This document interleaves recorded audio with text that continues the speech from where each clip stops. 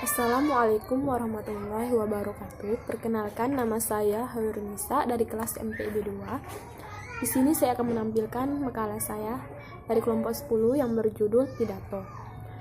Pidato merupakan suatu kegiatan berbicara di depan khalayak ramai atau berorasi dalam menyatakan pendapatnya atau memberikan gambaran mengenai suatu hal.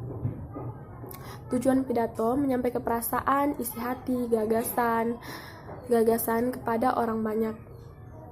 Contoh pidato seperti pidato kenegaraan, pidato menyambut hari besar, dan pidato lain sebagainya. Pidato 1. Informatif, yang bertujuan untuk memberikan laporan, informasi, pengetahuan, atau sesuatu yang menarik kepada orang lain.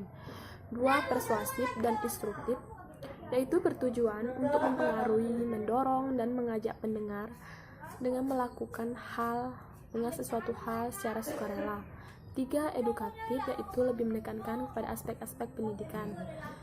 4. Entertain, bertujuan memberikan penyegaran kepada pendengarnya. 5. Memberikan suatu pemahaman kepada orang lain. Fungsi pidato: mempermudah komunikasi antar atasan dan bawahan, mempermudah komunikasi antar sesama anggota organisasi, menciptakan keadaan yang kondusif di mana hanya satu orang saja yang berpidato, menciptakan komunikasi. Kriteria dalam berpidato: isinya sesuai dengan keadaan sedang berlangsung, isinya tidak menimbulkan sara, isinya benar, jelas, dan objektif. Tata tertib dalam berpidato: ketika berpidato kita tidak boleh menyinggung perasaan orang lain. Begitu pula sebaliknya, kita harus menciptakan, menghargai, dan membangun optimisme bagi pendengarnya. Seperti sikap keterbukaan, kejujuran, empati, persahabatan sangat dipentingkan dalam berpidato. Angka susunan pidato: ada pembukaan, salam pembuka, pendahuluan, isi, penutup. Jenis-jenis pidato: ada pidato pembukaan, itu pidato yang singkat yang dibawakan oleh pembaca acara MC. Ada pidato pengarahan, pidato yang mengarahkan pada suatu kegiatan atau pertemuan. Pidato sambutan, pidato disampaikan pada suatu kegiatan. Pidato pertanggungjawaban: ada 7 langkah diperhatikan dalam persiapan berpidato. 1. Menentukan topik. 2. Menganalisis pendengar dan situasi. 3. Memilih dan menyimpulkan topik. 4. Mengumpulkan bahan. 5. Membuat kerangka atau uraian. 6. Menguraikan secara mendetil. 7. Melatih dengan suara nyaring. Menurut ada tidaknya persiapan berpidato, ada 4 macam metode pidato. Yang pertama, impromptu, yaitu membawakan pidato tanpa persiapan dan hanya mengandalkan pengalaman dan wawasan.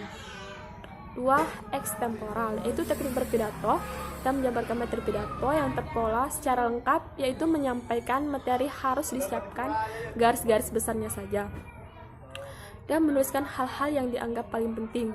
3. Memorinter, yaitu satu metode berpidato, menulis pesan atau gagasan yang akan disampaikan dan kemudian menghafalkan kata demi kata. 4. Manuskrip atau pidato dengan naskah.